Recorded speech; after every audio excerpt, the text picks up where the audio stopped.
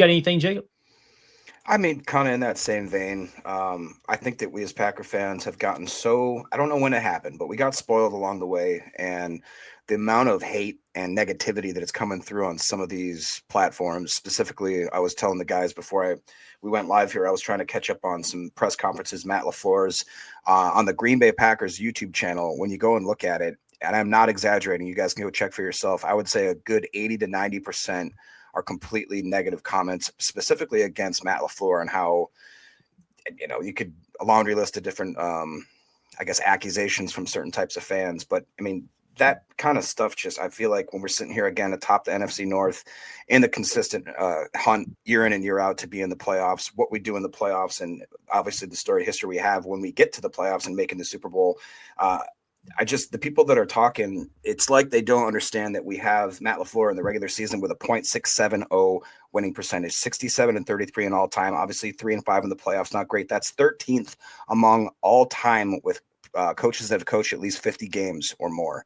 That to me is the type. I mean, I actually wrote a note down. I said, that's the type of fandom that allowed guys like Saquon to leave, guys like X to leave, Josh Jacobs to leave their organization, because they didn't respect or understand the type of unique talent that they had. And it just kind of drives me nuts, because we're always, cloaking ourselves in that veil of saying like, oh, we're the best fans in the league by far. We're the best fans in sports. And to a lot of degrees, I still think we are. But some of the negativity that's coming around, I don't know if some of these kids weren't raised right, didn't get the strap enough when they were kids, maybe. I just think that we're a bunch of spoiled babies sometimes. And I want it to freaking stop. Yeah, it's embarrassing is what it is. And I'll be honest with you, man. I think those people don't realize that players watch this type of stuff, right? It's why Keyshawn's no longer on X. He doesn't even hardly participate on X anymore.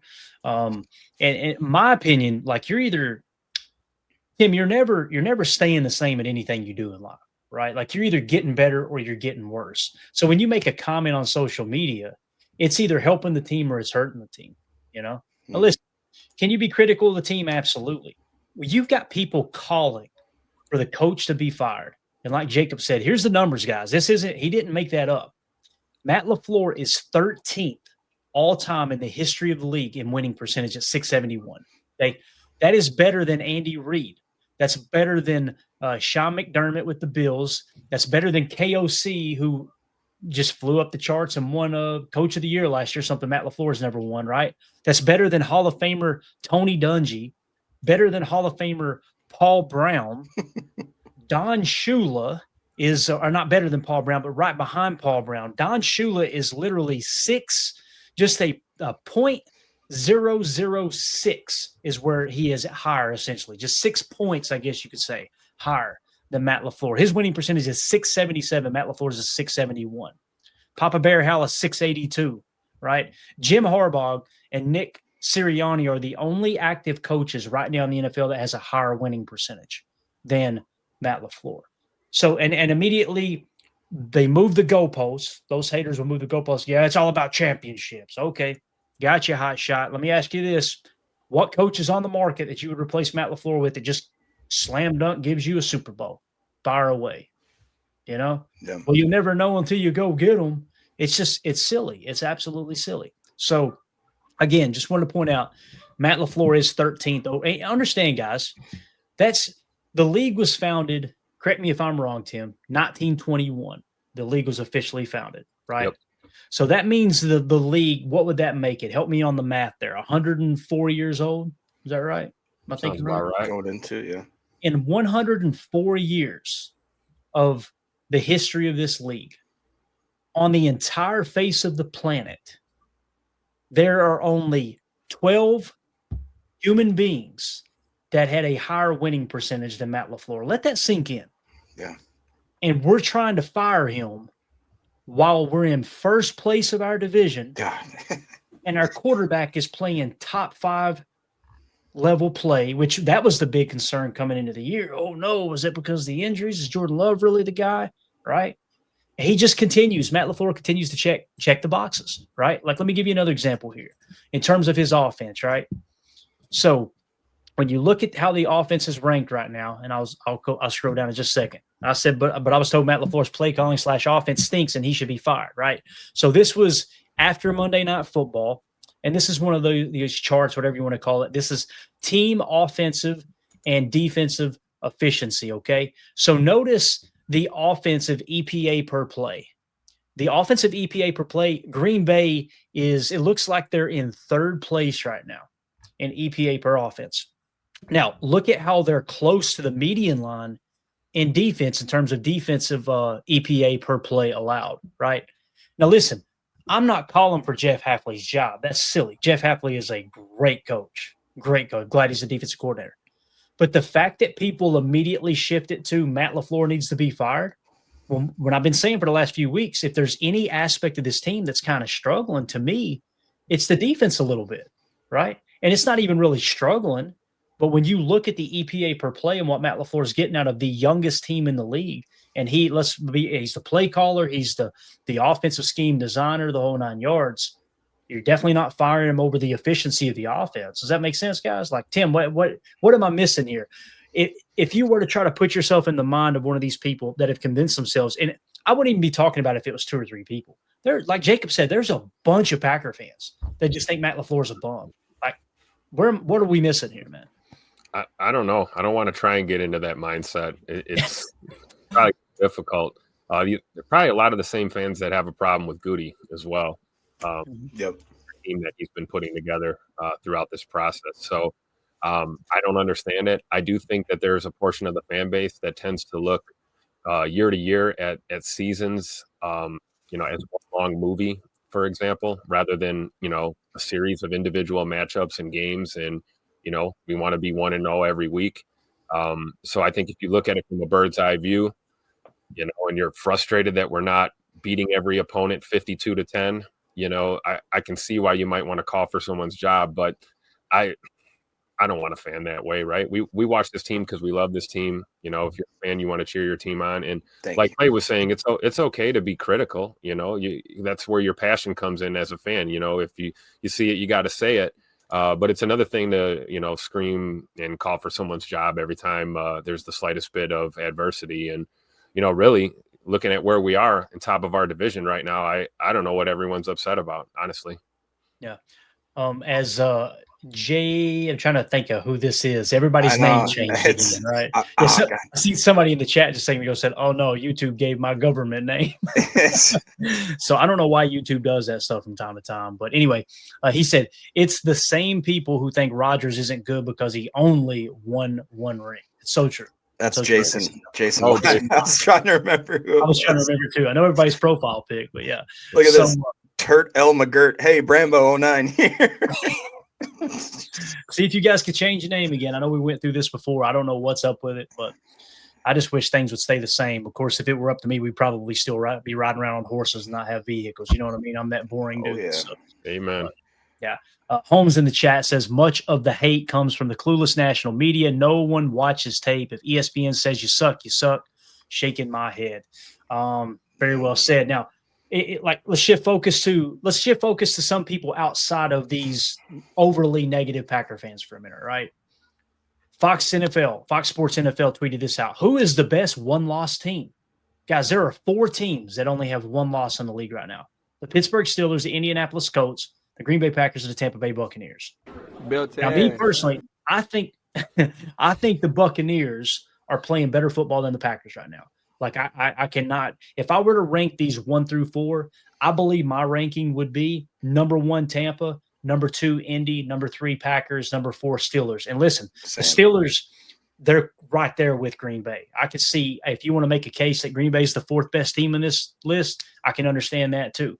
But the fact that they're in the top 4 in terms of just 1-loss teams here, like what are we even talking about?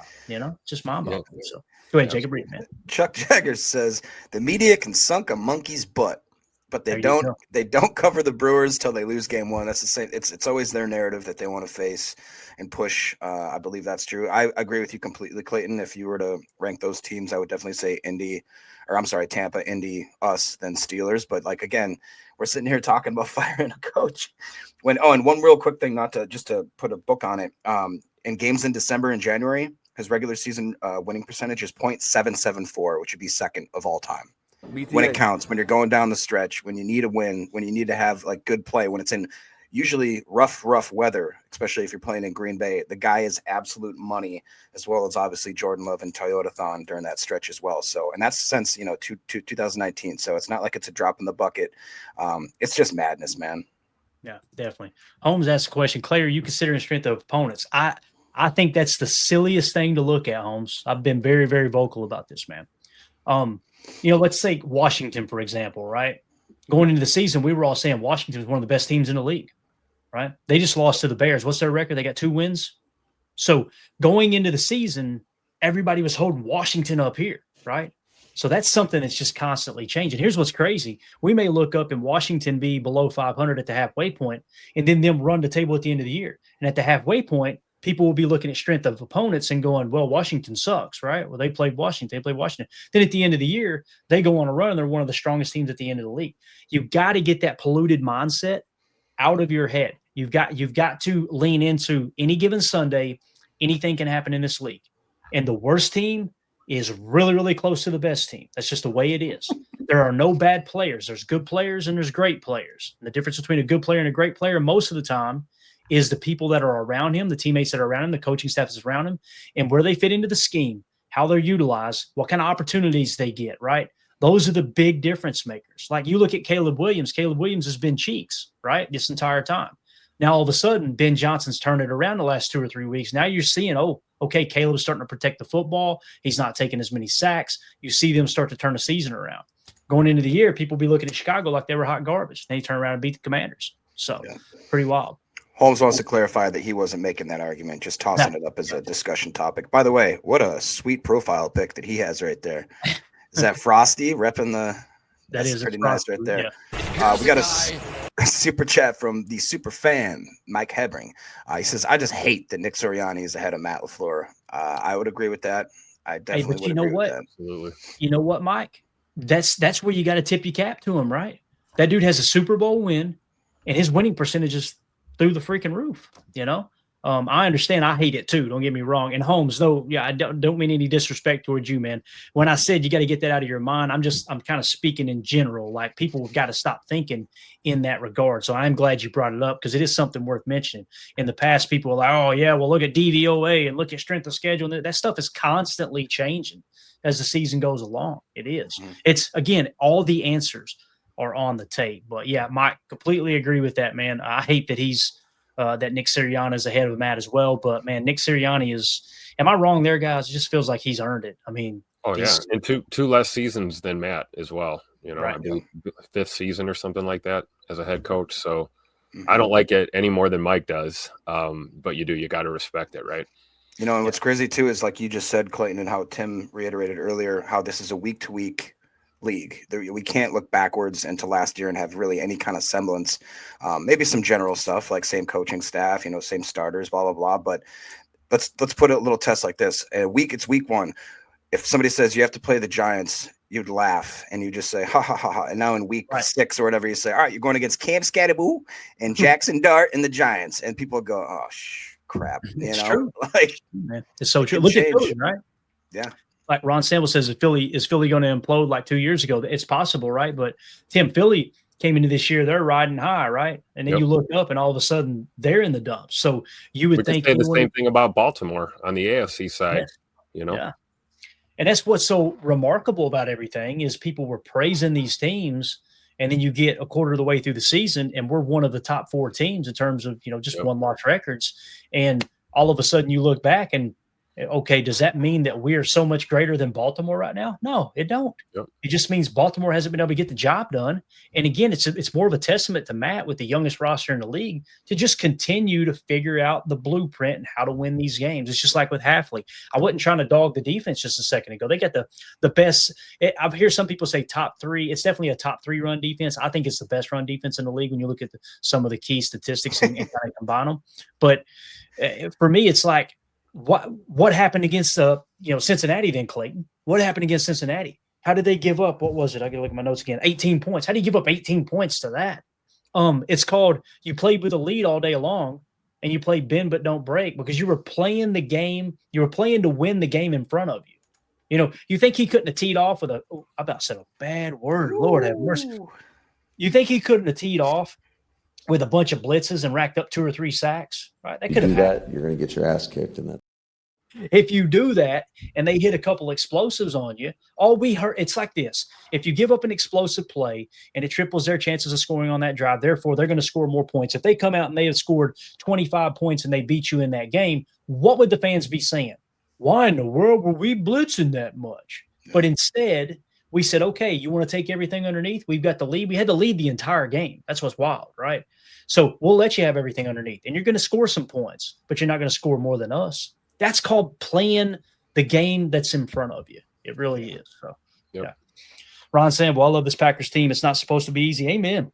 Yep. Anything worth having, it involves struggle, right? And I don't know where this fantasy world exists that a portion of the fan base thinks that it's just like, oh yeah. No, we expect to go out and win every game. I demand excellence. Who the hell are you, Vince Lombardi? You all of a sudden think that, you know what I'm saying? Those fans that talk about that, like, yeah, keep settling for mediocrity. Show me your resume there, partner. I want to see what you do. I bet you're just kicking life's ass, aren't you? I bet you're at the top 3% of society. It's mind-boggling how people Tim, they repeat what they hear is what they do. Yeah, like parrots, that's basically what it is, Yep. Just repeating narrative. And a team is not narrative. A team is not its record. A team is not reputation or feelings. A team is what they do every week on the football field. And like Jacob was saying, that's something that, ebbs and flows as you go through a season. How many times have we've seen Packers teams, go storm into the playoffs with one loss, perfect year, and they can't get it done and get over the hump. We've seen other teams that squeak into the playoffs. Oh, I don't know. I'm thinking of the 2010 Packers that basically ran the table to sneak in there and ended up bringing home a championship. So, you're not your record. You're not your rep. You're what you do week to week in this league for sure. Yeah. Yeah. Jason Y changed his name. I was just going to say. Jason Y was unavailable. And real quick, if anybody else is trying to change United Bates, give us some help. He said should be under channel customization after you go into channel settings and change your handle. So in case anybody heard it from a fan right here. Bates helping out in all ways, as always. Appreciate it. Here we go. Your username sucks. Says, how do you feel about Jordan Morgan's play this week? Listen, I was very, very vocal leading up to this game. I wanted to see Jordan Morgan on the left side, even if it was as a backup. Just let him learn the left side. Let him master the left side. When Belton's healthy, let's let him master the right side. Play Darian Kennard when you need somebody. Let Sean Ryan continue to play on the right and just kind of stabilize each side. He went out there. They went totally against what I said. They went and played Jordan Morgan at right guard, and he dominated. It was so much fun watching the tape. We got a couple of 2 or 3 runs we're going to show you where he's just blowing people off the ball. It is awesome to see. See, Ryan, I was listening to Ryan's podcast this morning. He did not seem to agree with that. And he said, am I watching the same reps kind of thing?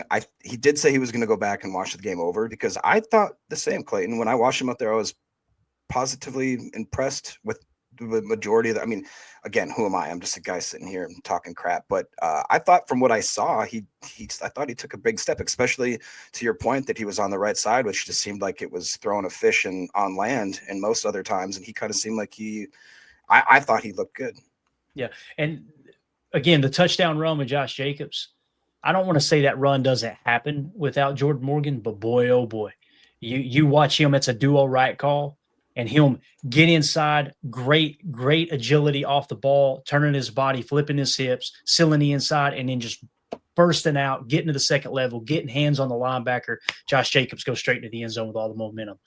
There's a handful of plays like that. I thought Jordan Morgan played good. PFF agreed, if I remember correctly, too. So Fishy thinks as we're doing the tape tonight. We're going to do it tomorrow night, Fishy thinks. We got a couple clips we're going to show you, but we're already falling behind. This is a fun conversation, though, man. I just want to point out here, 57%, all right, NFC North odds according to Kalshi. Is that how y'all say that? Kalshi?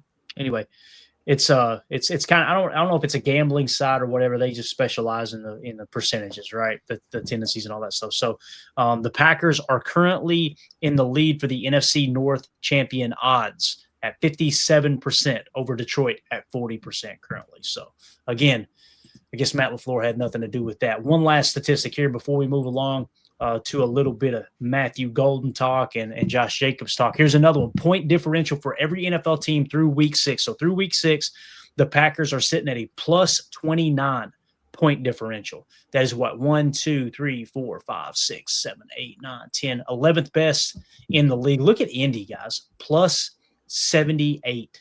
Is that not insane? That is wild. And again, look at Chicago, minus 15, but somehow they're figuring out how to win games, right?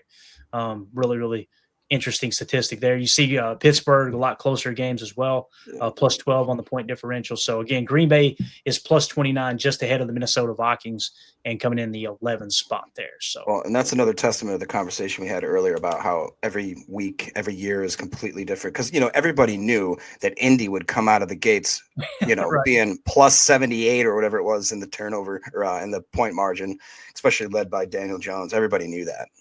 Yeah. Exactly. So another cool thing that came down the pike here from Fox Sports NFL. Are there any surprises with Greg Almon's week 6 offensive team of the week? So their offensive team of the week over at Fox NFL was quarterback Drake May, running back Rico Dowdle, along with running back Josh Jacobs, wide receivers George Pickens, Jackson Smith and Jigba, and Dallas Goedert at tight ends. So Josh Jacobs getting some much needed attention there. Tim, he balled out, man, especially in the passing game. This is just showing the 93 rushing yards and 2 touchdowns. The passing game, he was phenomenal. And I'll show a clip here in a minute when we break down the Jordan Love stat. Matter of fact, let's wait on it. Yeah. So Josh Jacobs, I think he's very, very, very underrated in the passing game, Tim. Yeah, I mean, if you add all that up, I think he was over 150 in total yards or something like that. Yep. We'll get the specifics, but and doing it on the ground too, 93 yards, we'd like to get him over a buck. Every running back wants to be over that century mark every time they hit the field, but 93 yards on the ground, 2 tutters. I mean, that's a great day at the office. And I know for a fact, Josh Jacobs is not underappreciated here within this fan base, but when you look league wide, it feels like maybe he doesn't get the attention and the respect that he deserves, I think, when it comes to, the bird's eye view fans looking at this. But I'm glad that, he made this list.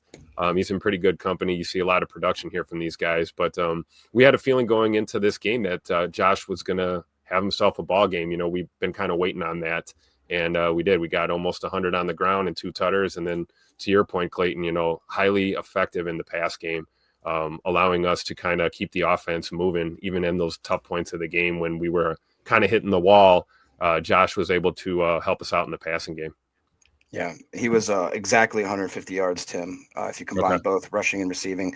And Jason was saying how Jacobs was mic'd up this past game, and he laughed. Did you guys catch that? Yeah, we talked about that last night. Did you? Every time go to the Packers.com and check it out. Yeah, he's hilarious.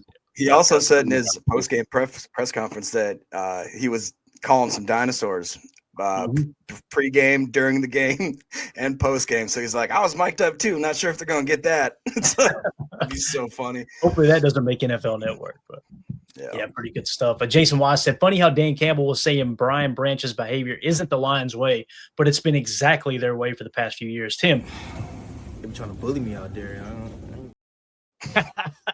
Perfect drop.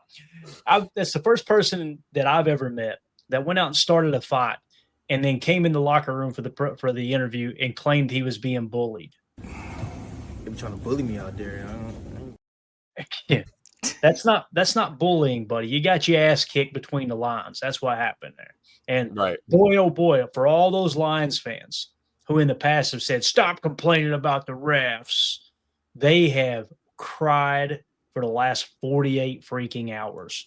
It's been unbelievable on X. The Lions fans are just in an absolute debacle. They know they're this close to going back to the same old Lions. They know how close it is, Tim. The dynasty is almost over. Yep, absolutely. The dynasty of nothing, right? They've won nothing.